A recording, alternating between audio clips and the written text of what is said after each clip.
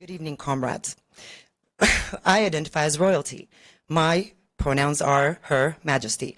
And per your own policy of punishing students for using correct grammar, you're henceforth going to refer to me as Her Majesty. I know, it's ridiculous, right? So is mandating compelled speech onto students. You can't ask a 5-year-old to decide who they are now because it's a process of growth. I was an idiot when I was 11, but thank God that stage passed. Imagine if I was encouraged to crystallize what I thought and felt then into my adulthood. I'm so glad that didn't happen. From what I see, all the evidence presented in your policies is that you're essentially enforcing and creating lifelong medical patients for the child mutilation industry.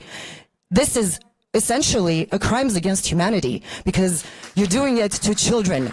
You're robbing them of the experience that they may have to grow up and experience all the stages of a human development. It's wrong to force a certain small group of people's ideologies on everyone and not have respect on their culture, their religion, their ideas, their beliefs. Everyone has to conform to one ideology. That's what I call communism. An explosive Glendale Unified School Board meeting Tuesday night with arguments both inside and outside of the boardroom. District officials say they are simply following California law. Their statement saying, quote, California law requires that students shall have access to the restroom and locker room that corresponds to their gender identity. I will say it again. We will keep showing up. We will get bigger.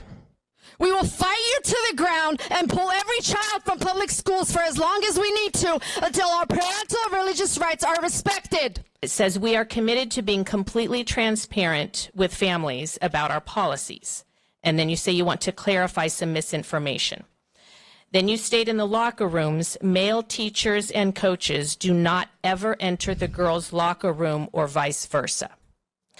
But this statement, although it seems to be conveying transparency, is not, because according to GUSD administration, I won't name names, but if a male identifies himself as a female, then it's a girl, it's a girl, it's a girl. And I think you understand what I mean.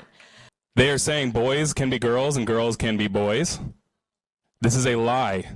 She said nobody is asking children or adults to behave inappropriately. What about Laura Kellogg with Thelma Gonzalez? Telling a special needs class that lesbians can scissor and one could get pregnant, assuming that one is a male? So this is heterosexual sex? Is it appropriate for her to discuss this with special needs students? I want to thank GUSD for its inclusion and diversity efforts. I am appalled at the incivility you are facing and the absolute rudeness of this audience. It is critical for all kids to feel accepted and included. There should be zero tolerance for intolerance. We hope everyone will join us to show our students that they are seen, they are loved, and they are supported. Out there in the district that might feel like, why are they acting like they don't want me to exist? I just want you to know I care about you and I want you to exist. And I thank this board up here.